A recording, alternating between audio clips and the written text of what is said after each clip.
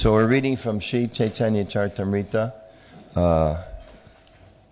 Adi Lila chapter 10, and text number 121 and 122. There's no purport to 121. And the chapter itself is entitled, we're reading about the devotees of Lord Chaitanya. Maybe that's the chapter title. Introduction, Prabhupada just writes, this chapter describes the branches of the tree named Sri Chaitanya Mahaprabhu. So, Jayo Jayo Sri Chaitanya Jayo Nityananda Jaya Dvaita Chandra Jaya Gaur Bhakta Vrinda Hare Krishna Krishna Krishna Hare Hare Hare Ram Rama Rama Hare Hare. So the first verse 121. I have given a brief description of the devotees of Lord Chaitanya in Bengal. Actually, his devotees are innumerable. And then today's verse is written here. Someone have the meter? What was that devotee? What's the meter for this? Somebody? What's the tune? Translation. I have especially mentioned all these devotees because they accompanied Lord Chaitanya Mahaprabhu in Bengal and Orissa and served him in many ways. Purport by His Divine Grace, Srila Prabhupada Ki Jai. Most of the devotees of Lord Chaitanya lived in Bengal and Orissa. Thus they are celebrated as Aryas and Gaudiyas. At present, however, by the grace of Lord Chaitanya Mahaprabhu, his cult is being propagated all over the world, and it is most probable that in the future history of Lord Chaitanya's movement, Europeans, Americans, Canadians, Australians, South Americans, Asians, and people from all over the world will be celebrated as devotees of Lord Chaitanya. The International Society for Krishna Consciousness has already constructed a big temple at Mayapur, Navadvip, which is being visited by devotees from all parts of the world, as foretold by Lord Chaitanya Mahaprabhu and anticipated by Sri Bhaktivinoda Thakur. Jai Shri Prabhupada Ki Jai. Nama Om Vishnu Paraya Krishna Prasthaya Bhutale Srimati Bhaktivedanta Swami Nityanamine Namaste Saraswati Deve Gauravani Picharnine Nirvisesha Shunyavadi Paschachadi Zatarnine. Jai Shri Krishna Chaitanya Prabhu Nityananda Shri Advaita Gadadhar Shivasadi Gaur Bhaktavrinda. Hare Krishna Krishna Krishna Hare Hare Hare Ram Ram Ram Hare Hare. So, you've all been reading for probably many weeks now. You read Chaitanya Charitamrita just one day on Sundays? 2 days, Saturday and Sunday. So you've been reading about the many exalted devotees of Lord Chaitanya. I think it goes through 89 and 90 branches, are told. Just read about 89th and 90th, Jagai and Madai. So today ending this section, and then next time begins describing some of the devotees of Lord Chaitanya in Jagannath Puri. So it's interesting in Prabhupada's purport here, it's a very interesting purport, where he says in the future, he uses the term most probable. When I first read it, I thought he said maybe, but then when I just reread it now, he says it's most probable that in the future history of Lord Chaitanya's movement, Europeans, Americans, etc., people from all over the world will be celebrated as devotees of Lord Chaitanya. So I was thinking it's interesting that Prabhupada chooses this word, celebrate. It's a nice word. We use that word a lot, right? In our posters, on our websites and things like that. Celebrate Janmashtami, celebrate Rath Yatra. And it really is a very, the word nice is used too much, but it's a nice word. It has a very positive connotation, like you celebrate festivals, and you celebrate anniversaries, and you celebrate birthdays, and you celebrate openings, and you don't hear so much of like it was a bad celebration. celebration. It was good. It was uplifting. People come together. They're happy. Festive. It's a festival kind of a thing. And also we celebrate life's great personalities, as is being explained here. We celebrate. We rejoice in knowing there's great people that have done great things in the world. That people who have enthused us and inspired us, and therefore we feel some sense of gratitude. So here Prabhupada's using that term that we celebrate these devotees that have been listed in the Chaitanya Charitamrita, and then in the future, he says, most probable that in the future history of Lord Chaitanya's movement, devotees from other parts of the world also will be celebrated. So, just in the previous list, these 89th and 90th branches are particularly significant for all of us, I think. Maybe not all of us, but many of us. Jagai and Madai, who came from a very fallen background, and it describes in the text that because of Lord Chaitanya's delivering them, he was rightly named Patita Pavana, the deliverer of the fallen souls. So we see that name of Lord Chaitanya, the deliverer of the fallen souls, that gives us impetus, because as exemplified by Jagai and Madai, there's nobody too forgetful or too fallen or too sinful or too distracted or too whatever to escape from the mercy or to be outside of the mercy of Lord Chaitanya. So this gives us hope for ourselves, that despite whatever problems we may have had in the past or whatever residual habits or tendencies of the mind or qualities that we may have that aren't in line with Krishna consciousness, those things in and of themselves are not barriers. They may be a little an obstacle. They may be something that we need to work through or overcome or patiently purify through the process of Krishna consciousness, but they can't prevent us. Sometimes Maya likes to make us think that we are unqualified and too fallen, or I'm too this or I'm too that, or I shouldn't go on, or I can't go on, or sometimes we preach to people and they feel like that. But Jagai and Madai are examples for us that it doesn't matter how immersed in materialistic consciousness one may have been or one may be, or how great the struggle may be, still Lord Chaitanya's mercy is there for everyone, all of us, and there's no prevention to our becoming devotees, and we should never give up hope, knowing that Krishna's favor and Lord Chaitanya's favor is there. So Jagai and Madai are mentioned particular in the last, just before the end. And it's interesting, in the purport, Prabhupada says that they were accepted by Lord Chaitanya, they were initiated, they became initiated devotees, and then he goes on to mention how their descendants are respectable brahmanas till today. So the fact that they gave up their nonsense ways and became devotees, it continued on in the future. So it gives hope for ourselves that we also maybe someday can actually come to the platform of pure devotional service. So Prabhupada also mentions in his purport, he talks about the beautiful temple that is already there in Mayapur, and about how devotees all over the world will be celebrated, and the temple is there, and devotees are already visiting this place. So I'm curious, who's visited Mayapur? Raise your hand if you've visited Mayapur.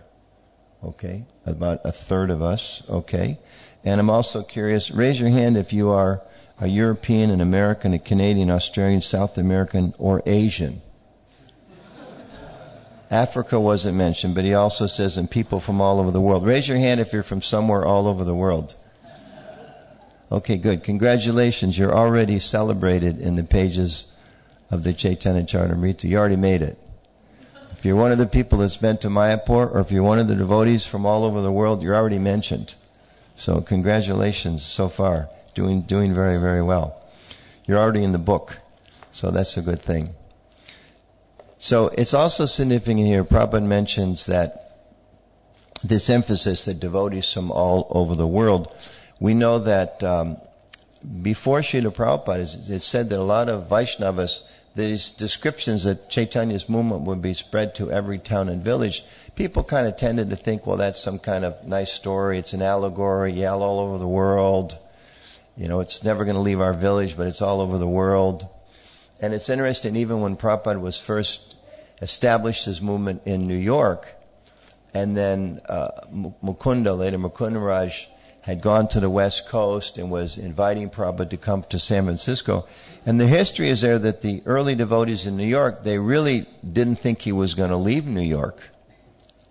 They were thinking, this is a New York thing, and you're the what's it called, the East Village Guru, and we're the East Village devotees, Lower East Side. And it started here, and it is here, and it's a New York thing. And maybe we're a little special, and you can't go to San Francisco, Swamiji, because it's here, and we're here. But of course, Prabhupada had a much, much, much, much bigger vision. So he went to San Francisco and started the movement there. And of course, immediately began writing letters to the devotees in New York, saying, we're always connected, you could put my picture there, etc. So began to expand the movement more and more and more. But the devotees were kind of thinking that it's just here. But Srila Prabhupada, he also was not accepting this instruction as just some type of story or some type of sentiment. We have such a wonderful devotional practice that it should go all around the world, or it's already there because we're here in Navadvip. Prabhupada took it seriously, this instruction of Lord Chaitanya and the instruction of his guru, no, spread it all over the world. He took that as a literal thing. And because of that, we're here today in London, or I live in Washington, D.C., or so many different places around the world where Lord Chaitanya's movement is spread, because Prabhupada gave his heart to that instruction. As explained, he meditated on that instruction given by Srila Bhaktisiddhanta Saraswati Thakur from their first meeting. And of course, we know the story of the last letter, was reinforced, that he really took that instruction to heart. So because of that, we're here. Because of that, Harinam parties are going out. Because of that, deities are there. Because of that, so many books have been published. Because Prabhupada took it very, very seriously. So it's significant that he mentions that here in the reference to so many different devotees of Lord Chaitanya. Prabhupada goes on and expands that. Yes, and someday, most probable, the history will be written celebrating devotees, South Americans, Asians, Europeans, etc. So it's interesting. Prabhupada's vision continues to expand and give us some sight of how great the movement is meant to become and will become. And of course, next year, what's next year? What's happening next year? Besides the sun coming up and going down and we all get older? The 50th anniversary of ISKCON. That's a very significant thing. A lot of organizations don't last 50 years. A lot of organizations, they don't last after the physical departure of their founder. The founder's there and has some good ideas, and then within a short period of time it goes down, down, down, and it becomes part of history. But we can see the fact is, we still have so many different challenges, and I'm on the GBC, and from the GBC level, there's always so many problems, and some of you are managing different departments, or overseeing devotees, or overseeing your own lives. There's always so many problems. It's the nature of the world. There's always so many problems. But the fact is, the movement's expanding.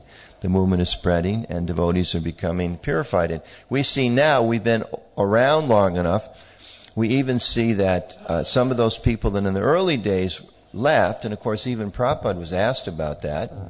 Even when Prabhupada was personally present, sometimes devotees would leave, sometimes very senior people.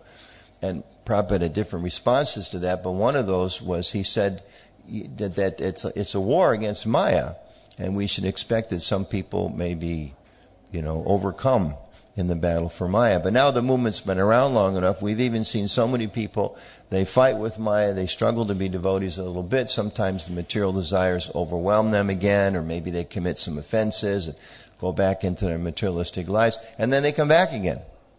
We've seen some not so senior people, junior type devotees that came and left and came back again and are serious in their practice. We've seen some very serious devotees, some of the big leaders in our movement 10, 20, 30 years ago that left for 5, 10, 15, 20, 30 years have come back and said, please, let me again take up Krishna consciousness.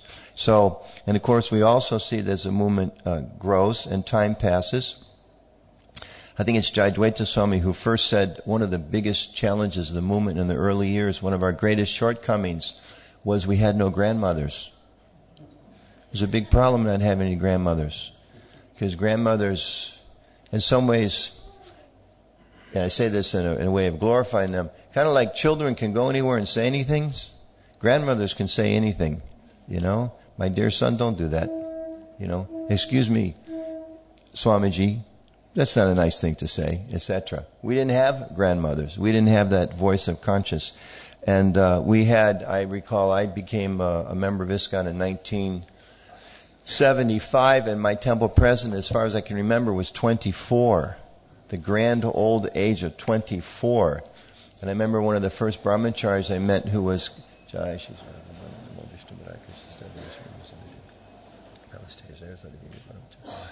One of the first brahmacharis I met was 16, living in the ashram. 16.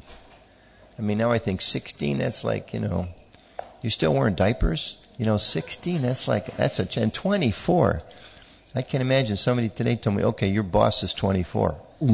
Okay, I'll try it, But they were like the senior most people. And somehow or other, because of their sincerity and Krishna's mercy and Prabhupada's guidance, the movement continued and to be stronger and to grow in so many ways, despite so many challenges of trying to start a movement practically from nothing. So next year is a very important celebration. We talked about a little bit. There was a meeting in Leicester. Quite a few devotees were there yesterday, and we talked about some of these opportunities, because it's an opportunity for us to celebrate and to rejoice in the fact that we're part of this wonderful movement, and so many things have been done and our lives have been benefited in so many ways. But also it's a wonderful opportunity to tell more people about ISKCON and the Hare Krishna movement, because when you have a birthday or a celebration, people even don't like, people that even don't like you, when it's your birthday, they have to come up and say, happy birthday. Right? So, it's like happy anniversary or, whatever. Even you go to the bank and they have a sign, celebrating 100 years, and even you have to think, okay, congratulations. Right? Even though we don't like your materialistic ways, but congratulations. So, the fact that it's our 50th anniversary, a lot of people are going to take notice. Governments around the world are going to take more notice. And neighbors are going to take more notice. And the media, for certain, if we do what we're supposed to do, will take more notice, and religious leaders will take more notice. You've been around 50 years. I remember when we had the 30th anniversary, and there was a lot of attention drawn to the movement on the maturing of the Hare Krishna movement. ISKCON at 30, because there was a sense of they were just a bunch of kids on the street and in bed sheets and robes and singing and dancing in the 60s. And when you hit 30, people start thinking, oh, well, you're not kids anymore. And at 50, the message is they've survived. And when we describe what we're doing, then it's a question of, well, maybe they're not that visible, but they seem to be not just surviving, but definitely growing and perhaps even thriving. I mean, you look at what's happening in Mayapur, you could say the movement is thriving. It's a struggle. They just did a tour in North America and collected $16 million, much to the the pleasure of the North American leaders. So there's some energy there. If you can take a tour for a month and raise $16 million to build a temple 10,000 miles away, something's inspiring people's hearts. There's some real energy there. There's a movement there. And we've done some preliminary analysis and tried to be conservative, actually, in terms of, well, what is the worldwide impact of our movement? And at this point, as best we can see, there's about 600 plus temples in the world. That's a lot of temples. Not just home programs, but temples. There's something like 30, and I think this is conservative, something like 3,600 Namhata or Bhakta Vriksha programs where people meet, where it's not officially a temple, but they're meeting on a regular basis. That's a significant thing. 3,000-4,000 places every week around the world. To date, there have been 516 million books, I think books and magazines, distributed around the world. I mean, that's a lot. That's a 500 million. And that's not counting postcards, flyers, brochures, things like that. That's a lot. Anybody know the languages exactly? I think it's 70 or 80. Any BBT people here? Okay, I think it's about 70 or 80 languages. We estimate, and I think this is very conservative, I think you all know in India today, with the midday meals programs that works out of Ujjain and Mumbai and Delhi, so many places. 1.2 million meals, prasadam meals a day to school kids. I think it's 5, maybe even 6 days a week. That's, 6+ million meals a week just in India. So conservatively, and I think it's very conservative, about 3 billion plates of prasadam have been distributed since the movement started in 1965. And that's a lot, 3 billion. And we know it's not just food, it's prasadam. It has spiritual effect. We think there's about 75,000 initiated disciples. And we think, oh, that doesn't sound like a lot, but the majority of those probably are Brahmanas, which means priest. So those are people that perform ceremonies, that do religious rituals, that can marry people, and all. They're priests. 75,000 in 50 years to have 75,000 priests in all the different continents and countries around the world. That's a significant thing. And again, we conservatively estimate about 7 million people a year worship in our temples. That's a lot of people. You know, sometimes we think, how many of us are there? Well, there's a few thousand, there's a few million. But 7 million people conservatively. I mean, in 50 years, that's a very, very significant thing. And of course, we know that when you become a devotee, it's not just that you give $1 and become a member. You know, those 75,000 people, and to one extent, those 7 million, those are people that have, with the 75,000, strictly taken up practices of Krishna consciousness, chanting a lot of rounds a day, and following regulative principles that go against every practical thing that people are proposing you do today. In Washington, D.C., within the last couple of years, Washington and the whole country, they legalized marijuana. Same-sex marriages are now legal throughout the United States. And a city council person just proposed prostitution should be legalized. So like, what do you guys do? Well, no illicit sex, no intoxication, no meeting, and no gambling. So we're not exactly going with the flow of modern society in terms of social norms, but we're still growing, and people are seeing the value. So it's some very, very wonderful things. So we should be excited about this celebration. Same way we celebrate devotees, as Prabhupada says, we should celebrate this big event of our 50th anniversary. And we should all be working hard to plan now. I think many of you hopefully saw some of the pictures and the videos from Calcutta. They just celebrated a few days ago, the 50th anniversary of Prabhupada leaving Calcutta and coming to the West. So right now, 50 years ago, Prabhupada was on the Jaladuta, making his way to America, and then from there to Canada, from there to the UK to spread Krishna consciousness. So we're just right now in the middle of that 50th anniversary. And next year being the 50th anniversary of the institution of ISKCON that Prabhupada created. And coming up next month in Boston, where Prabhupada landed, they're also planning big events. These are kind of pre-events. The big year is next year for most of us. But they're celebrating Prabhupada's leaving and Prabhupada's arriving. Next year we'll celebrate the founding of ISKCON. But in Boston they're doing some wonderful things. They've rented a boat that holds 900 people. So they're going to go out in the water and kind of tell stories of Prabhupada as he's approaching the Boston harbor where he first landed, and have some celebrations out there and offer some different memories and worship of Srila Prabhupada and Krishna for Prabhupada's coming. So in many, many different ways, devotees will be celebrating. I've heard here they're talking about a big concert, perhaps with Hema Malini. They're talking about a VIP event in Parliament. Of course, many, many events for the devotees. And we should all be thinking, what can I do as my particular personal offering to Srila Prabhupada in this special anniversary year? Because, you know, Prabhupada, he made so many wonderful contributions, first just by his own example, of course by his books, but he also spent a lot of time creating the institution.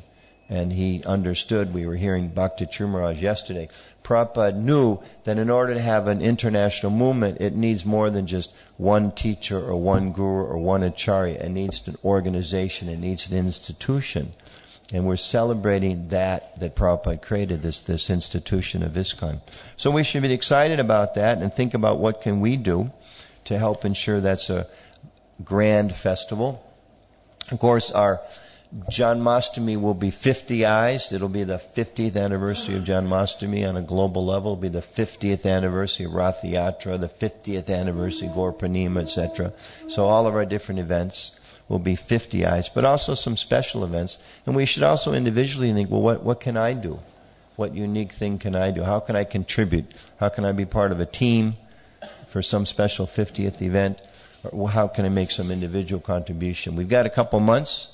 It's not tomorrow for us. One good thing about the kickoff in Calcutta, it's kind of a wake-up call for the rest of us. Gosh, they filled the stadium with 18,000 people.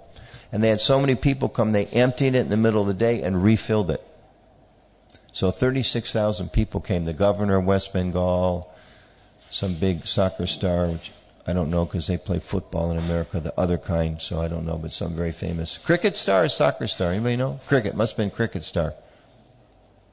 Oh, you're so renounced. Nobody knows? Anyway, devotees from India. Who is it? Yes. Devotees in India, they say that with a smile. Yes, he came. It was a very big thing. So it attracted a lot of attention and interest. So, we should have some big events. So, what can we do ourselves for the 50th anniversary? And not just for that, we should be thinking, what can I do? Are there some things that I can do? Just as the movement's continued for 50 years by Prabhupada's mercy and Lord Chaitanya's mercy and Krishna's mercy and the effort of all the Vaishnavas, we should also be thinking, what can I do to help ensure the movement continues and grows for the next 50 years, or 500 years, or 5,000 years, or 10,000 years? And one thing that I think we can never say enough about, and it was one of the themes yesterday, and Prabhupada emphasized this, that we should cooperate amongst each other. Why so much emphasis on cooperation? You know, Prabhupada said famously, your love for me will be shown by how much you cooperate. Why such an effort on that? Well, because it's a community. We're performing Sankirtan. That means congregational chanting, not individual chanting. And because Prabhupada knew it would take an institution, it would take a community to move into the future. And also because we know, it's described in the scripture, this is Kali Yuga. This is the age of love and trust. Isn't it? No. This is the age of Kali. This is the age of quarrel and hypocrisy. And it's described that even among brahmanas, there's quarrels, and sometimes there's hypocrisy. And because of our past condition, it's hard for us to always act in a sattvic way as we should. So therefore, it takes some effort to cooperate. Bhakti Chirmaraj was speaking yesterday about how all of us, by the pressure of our false ego, we so much want to be in the center. That's why we're here in the material world. We want to be in the center and have Krishna in the shadows. So that's reflected in our own daily lives, that I want to be in the center.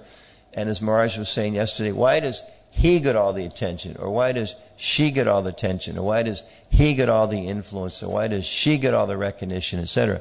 These are manifestations of a dirty mind. Our minds, they're dirty. We read about exalted devotees. They are completely ecstatic and fully satisfied to be in a very humble or nondescript or not such an important position, just serving and assisting, because their love for Krishna is manifest in that way, and they experience such loving relationships with Krishna and with the other devotees by just serving them and pushing them forward. They don't need all of these materialistic things that our mind still tells us we need. So that's one of the things it's a challenge for us. How do you cooperate with somebody when your mind's saying, I should be up there? That should be me that they're appreciating. Well, he's getting credit, but actually, when he was a bhakta 27 years ago, I remember I brought him prasadam one day, and he said because of that he stayed in the movement. So all this credit should go to me. And other nice thoughts like that come into our minds. Because we know our mind, especially in this age of love and trust, it's also described our mind as our best friend. Right? If we're pure devotees. But until then, it's nasty. And it likes to say nasty little discouraging things. There's a wonderful story in the Mahabharata when Karna was going to fight, and if I remember the chronology of the story, he went to Duryodhana and said, I'm as good as Arjuna, but he has one advantage, which is Krishna is his charioteer. And if I have a charioteer as good as Krishna, then I can defeat him. And there's only one person who can do that. I'm not going to get his name right. Is it Shalya, right? Yeah. Salya, who was Yudhishthir's uncle, who earlier, by Duryodhana's trick, was fighting for Duryodhana against the Pandavas. So Duryodhana went to him and said, hey, we know you're a king, but would you mind being a suitor for a day and driving the chariot? And of course, he didn't appreciate that. But Duryodhana had many gifts, one of which was ability to convince people and to speak very diplomatically. So he convinced him, so he rode the chariot. But then, I believe it was Yudhishthir, perhaps Krishna told him, but Yudhishthir went to his uncle and said, hey, you're going to be asked to drive this chariot. He might have even told him before he was asked. I don't remember the chronology. But he said, just do me one favor. When you're driving the chariot, discourage him. Which is one of those breaking the laws of Dharma. The charioteer is the servant of the Kshatriya. And we all know when you read these Mahabharata and other things, the Kshatriyas, there's always so much bravado. Just see my arms. No one can defeat me. Sometimes we think, well, these guys are really puffed up. Part of it, they're going out to put their lives on the line. And you've got to be enthusiastic. If you're on a sports team, you don't go out there thinking, these guys have a much better goalie than we have. Our defense really stinks compared to these guys. We don't stand a chance, right? You don't do that. Even if you've got 6 guys in your team this big and the other people are that big, it's like, okay, let's get them. You have to enthuse yourselves, isn't it? We enthuse ourselves in devotional service. So anyway, so he said, okay, I'll do that. So as he's driving the chariot of Karna, Karna is saying, take me to see Arjuna, I can defeat him. He's nothing compared to me. And Salya was saying, actually, you don't stand a chance. He's so much better than you. You are a mouse compared to him. And Salya was saying, hey, please, you're supposed to be on my side. Will you please be quiet? And after a few minutes or some time of fighting, Karna exhibited his skills so well that he impressed Salya? S-A-L-Y-A, right? He impressed Salya so much that he said, okay, actually, you're pretty good. And he started encouraging him. So the point is that being encouraged is a very, very important thing. And being enthusiastic is a very, very important thing. And cooperating. If we are encouraging one another, if we're cooperating, then we're very, very strong. But if we're not careful in the way we interact with each other, we can discourage each other and not cooperate. And Prabhupada said that's the way to show our love for him. So with this 50th anniversary coming up and then looking into the future, it's very, very important if we're thinking, well, how can I make a contribution to make the movement go on? And as Prabhupada said one time famously, there are no big devotees in my movement, there's only little devotees. He said that. So as little devotees, one of the little things we can do is always encourage other devotees, always try to cooperate with other devotees, and always appreciate other devotees. It's a very, very important thing to appreciate devotees and appreciate, just like here, Prabhupada's saying, we're celebrating devotees. So how can we appreciate devotees? How can we celebrate the devotees? How can we make sure we cooperate? And if we're going to cooperate, then it begins with a sense of appreciation. If you don't want to cooperate with somebody you don't appreciate. If you think someone is not giving some value or is not important to you, it's hard to cooperate with them. But if you're understanding how important this person is in your life, then you cooperate. Isn't it even like a little kid, who sometimes children are a little rambunctious and not very cooperative, but they stop and think, okay, I don't want to do what mommy says, I don't know what daddy says, until it's time for dinner. Because I definitely want dinner, and if mommy doesn't cook, I don't get to eat. So I'll be in a mood for a few minutes, but then I'll be nice because mommy made my favorite dessert. So they understand the value of the relationship. So as devotees, to cooperate, we have to understand the value of the relationships with devotees and how dependent we are on our relationships with devotees. So a few practical things. One, if the movement's going to go on nicely, we have to be very, very careful to never discriminate between Vaishnavas. It's described in the Upanishadamrita and elsewhere. This is a big offense. If we think this is an English devotee and this is an Indian devotee, or this is a woman devotee, this is a man devotee, or this is a white devotee, this is a black devotee, or this is an American devotee, this is a German devotee, and somehow allow ourselves to think there's higher or lower statuses based on the body, that's a big problem. And it's a challenge for us, actually, because we know the tendency is there are temples that cater to certain economic, racial, ethnic groups. There are churches in America, they have that this crust of people goes to that church, or this demographic group, or this economic group goes, or this racial or cultural group goes. And we may find in the future, in America, we may have ISKCON temples where people primarily speak Spanish. And we may have temples where they primarily speak English. We may have temples where they primarily speak Gujarati or whatever. That may happen in some ways. But we have to be very, very careful that we don't allow ourselves to become so infected and affected by a bodily concept of life that we differentiate between devotees. That we think, we're going to... And even in terms of ashrams, and this is something I kind of find a pet peeve, and it's most noticeable in India and Mayapur particular because it's such an international place. I can never understand why sometimes you see, it's because of lack of maturity and lack of training, but it's something we should be careful about. Sometimes you're trying to peacefully stand before the deities, and either you or someone near you gets rudely pushed out of the way by a very enthusiastic, usually brahmachari, nothing against the brahmacharis, but it tends to be brahmacharis, who are clearing the way for a, quote, senior devotee. It's like, excuse me, but this sannyasi or this Prabhupada disciple or this GBC or whatever needs to see the deities, so you get out of the way. Which is a complete violation of Vaishnava principles, because if you're standing, worshiping, observing the deities, who am I to push you out of the way? Now, if somebody humbly says, excuse me, so Maharaj here, we know we respect the senior devotees, we respect sannyasis, those who are serving as gurus, GBCs, temple presidents, etc. We want to make sure they get nice facility. But it shouldn't be like, nice American term, hey buddy, get out of the way. Right?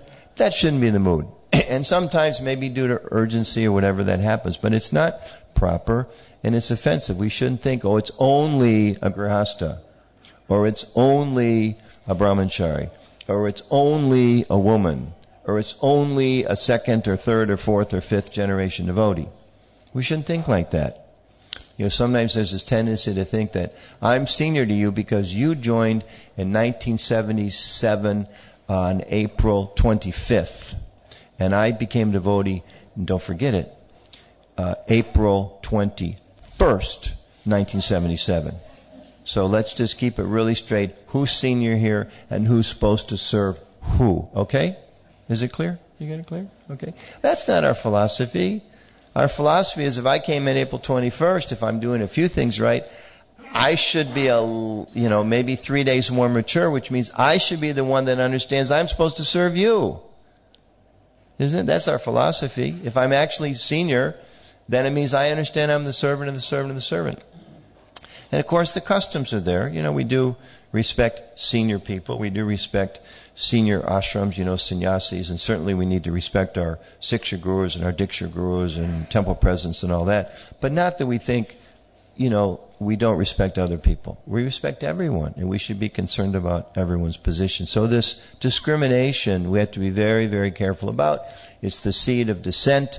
It's the seed of disharmony. It's the seed of conflict. And if we see it in our heart, if we see it in others, we should weed it out and know that it's Maya. So don't discriminate, first thing. Second thing, we should always remember how we're dependent upon other devotees. Where would we be if we weren't able to come to the temples and have some other devotees playing the drum and playing the kartals, and sometimes we don't feel like dancing and then they start dancing and next thing we know I'm dancing.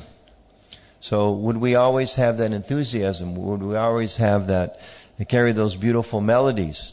Do we know all the melodies that so many other devotees know? Where would we be if we had to cook our own prasadam? Some of us may have to do that for health reasons or whatever, but generally, devotees give us prasadam. And we know prasadam is our lifeblood. Devotees, they remind us of Krishna. They set an example for us. They teach us. They encourage us. Nice word, encourage. To give courage. They encourage us. Yes, you can chant. Yes, you can be a devotee. Yes, you are a devotee. Yes, you're doing fine. Don't let that bother you. You'll make it. Everything's okay. Don't take it so seriously. So Prabhupada said that to think we can become a devotee or pure devotees on our own, he said it's a hallucination. That's a strong word, hallucination. Prabhupada knew about hallucination. There was a lot of folks that came to him who were suffering from hallucinations. He knew this was the 60s. He was very aware what that word meant, and he said it's a hallucination. So, we should not discriminate against devotees. We should understand how dependent we are on devotees. And of course, we should serve devotees. We know we hear all about that all the time, that we should serve other devotees. But we should make a conscious effort to do so. And Prabhupada explained that if we don't feel like it, that's the perfect opportunity to do it. There's a nice story I heard a couple years ago. It was Gargamuni Prabhu in the very early years. Devotees were just starting to pay obeisances to Srila Prabhupada. It hadn't really kind of caught on as an expected behavior.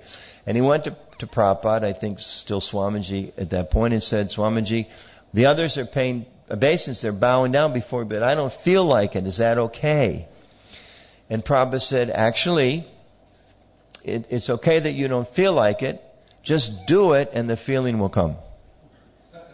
Wonderful instruction. And it's interesting, Prabhupada's wisdom. He didn't go up to him and say, you should bow down. But when he asked about it, time, place, and circumstance, Prabhupada took advantage of that to say, okay, even if you don't feel like it, bow down. So sometimes we may not feel like serving devotees. That's when we should go out of our way to serve devotees. And you may find yourself at the Sunday feast really struggling because you want to eat the feast. But you say, no, let me help serve out. And your friend upstairs may be saying, why don't you just dump the bucket right over their head? Or some nice Vaishnava sentiment like that. But you ignore those foolish things, being all this chit-chat up here, and you just go on serving in a humble mood. And gradually, that genuine desire to serve and to realize, this is a person led kirtan yesterday, or maybe last Tuesday, or every Tuesday for 1 year, 2 years, 10 years, 20. I owe this person my service. I want to try to serve this person. This person set such a nice example. They've been married nicely for 20 years and such a good example at Grihastha Ashram, or they've been doing book distribution for 1 week or 1 year or 10 years, or they've been cleaning the floor so nicely. Where would we be if, I don't know which wonderful Vaishnava here cleans the temple floor every day, or once a week or whatever. Where would we be if they weren't cleaning the floor? I travel sometimes and I visit places where they haven't cleaned the floor in the room they give you for a while. And it's not very encouraging. You don't feel real good. You don't feel very Krishna conscious. So that's important service. I was in Singapore recently. And there were some devotees way in the back, one of these pot washing rooms that is meant for rapid advancement. There were no windows and no fresh air, and way in the back and in the dark, and there was a devotee up there cleaning pots. And I stopped, I told him, I said, you're the most important person here. And he said, really? I said, yeah. I said, tomorrow morning the cook comes in. If there's no clean pots, there's no restaurant. There's no prasadam. There's no offering. You're the most important person here. And it's a fact. Because if he didn't clean the pots, there'd be no cooking, there'd be no offering, there'd be no prasadam. No point cutting the boga because there's no pots to cook it in. He's the most important person there. So in the same way, if someone isn't washing the floor, where do we go? So we should be thinking like that. If someone wasn't performing, look, the deities are so gorgeous here. How many devotees did it take to make the flower vases and to clean the altar and to make the garlands and to dress the Lord and to later undress the Lord and to cook for the Lord and to, all the different things that go on, designing the curtains that were made recently, not too long ago. So many of the backdrops, stunning backdrops. If those devotees weren't doing that service, where am I going to get enlivened? So we should see how dependent we are and then want to serve the devotees, to assist them in their service, care for them. And of course, in the earliest days of our movement, there was kind of a tendency to think serving devotees or caring for them meant caring for their soul. Because in those early days, we all were fully realized and understood and could see the soul. Therefore, why think about the body? We were so advanced. But now that we've become a little less advanced, we realize, well, there's a body there too. There's also a mind. There's also emotional needs, intellectual needs. So we should care for devotees at all levels. There's a lot of emphasis these days on devotee care. And I remember Bhakti Tirtha Maharaj would sometimes describe that we know we're soul, but for now we're a package. We're a package deal. There's soul, there's body, there's mind, there's intelligence. Bhaktivinoda Thakur wrote like that. We have spiritual needs, emotional needs, intellectual needs, physical needs. They all need to be cared for. So in our efforts to care for devotees, we should not just think that I'm caring for your soul. I remember as a new devotee, I had one particular devotee took me on Sankirtan and said, my purpose is to take care of your spiritual needs by duly chastising you regularly. And somehow or other I survived. He didn't, actually, but somehow I did up till today by Krishna's grace. So serving devotees doesn't mean chastising them. Sometimes we may have to help correct Vaishnavas, but generally it means serving them, assisting them, making sure that our bodily, emotional, spiritual, physical needs, they're all taken care of. And the final point, as far as just picking out a few, how we can celebrate devotees, is take a little time to thank devotees. Sometimes there's this misunderstanding in our movement, and part of it comes from, I think, a misquote from Bhaktisiddhanta Saraswati Thakur. We shouldn't really go out of our way to appreciate devotees or thank devotees because they become puffed up. You know, if you glorify me, then you're my enemy. Bhaktisiddhanta Saraswati Thakur said something like that. But it's also historical fact. When devotees were having a quarrel, as an example, he would bring them together and say, first, you glorify him, you glorify him. Once you start out appreciating each other, now we can talk and discuss whatever the difficulties are. But it has to come from a mood of appreciation, or else we're not going to be able to work this thing out. So we should try to really develop a mood of appreciating devotees. In the communications course, which has been a whole bunch of very wonderful devotees worked hard to put that course together some years ago, there's a whole session on appreciating devotees. And we actually recommend there that we should every day make a point verbally, consciously to appreciate 3 devotees a day. To approach at least, and others as well, not just devotees, but let's talk about devotees. At least 3 people a day to consciously go out of our way, or have it become a habit, to naturally show our appreciation for them. Someone offers a wonderful kirtan in the morning, or maybe just a kirtan in the morning, that woke us up and inspired us to take just a minute. Thanks, Prabhu, appreciated that. Or if you're leading a kirtan, someone plays drum for you, take a minute. Thanks for leading the kirtan.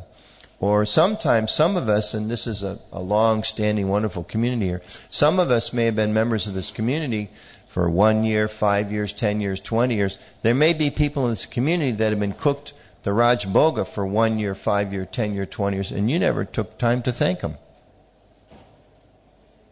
Where would you be if that devotee wasn't cooking Raj Bhoga? Where would we be if the pujaris weren't wonderfully dressing the deities? And do we make a point to go tell them, Prabhu, Mataji, thank you for dressing the deities so beautifully. I'm so inspired. I'm really grateful to you for doing that. Or on a Sunday, going up to a particular person you know is given their £1 a week for the last 20 years, or maybe 20,000 pounds last week, or whatever it is, telling them thank you. Because of your contributions, your sacrifices, we're able to sit here on a wonderful floor in a beautiful building with wonderfully worshipped deities because of you. Because when devotees get a little appreciation like that, we feel inspired.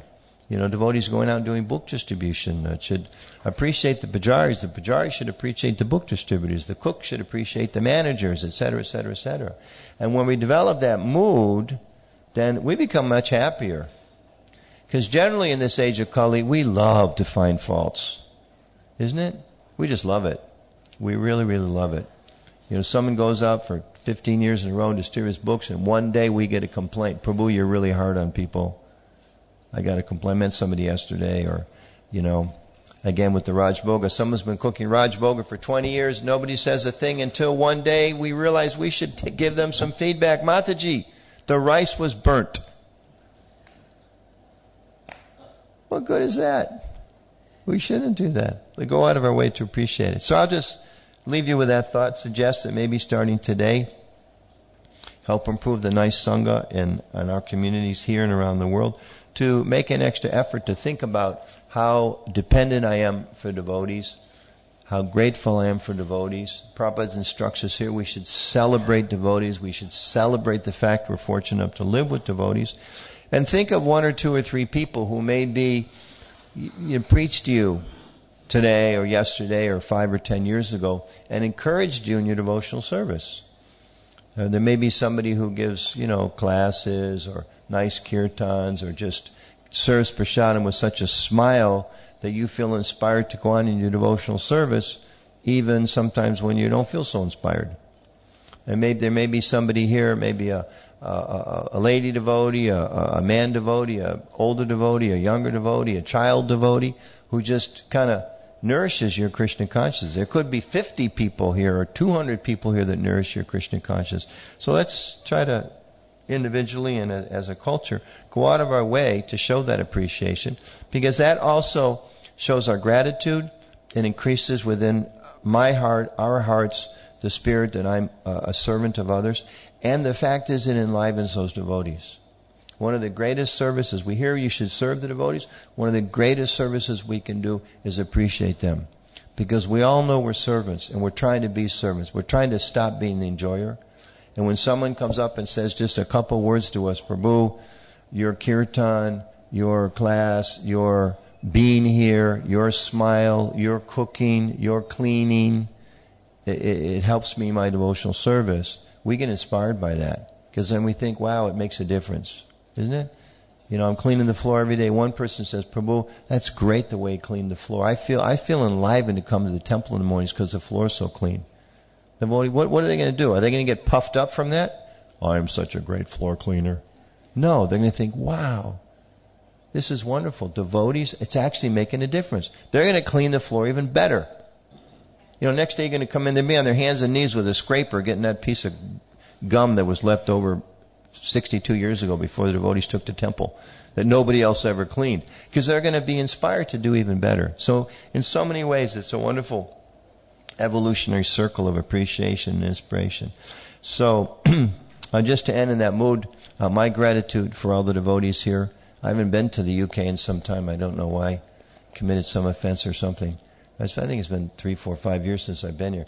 But such a beautiful, this temple in particular is such a beautiful temple. Since I was here, the George Harrison Garden is there, the new Prabhupada Garden is there. I don't have enough pious credit yet to attend Janmashtami here, maybe someday. But just being here a few days before, seeing so many tents, knowing for years, 50, 60,000 people come here on Janmashtami is fantastic.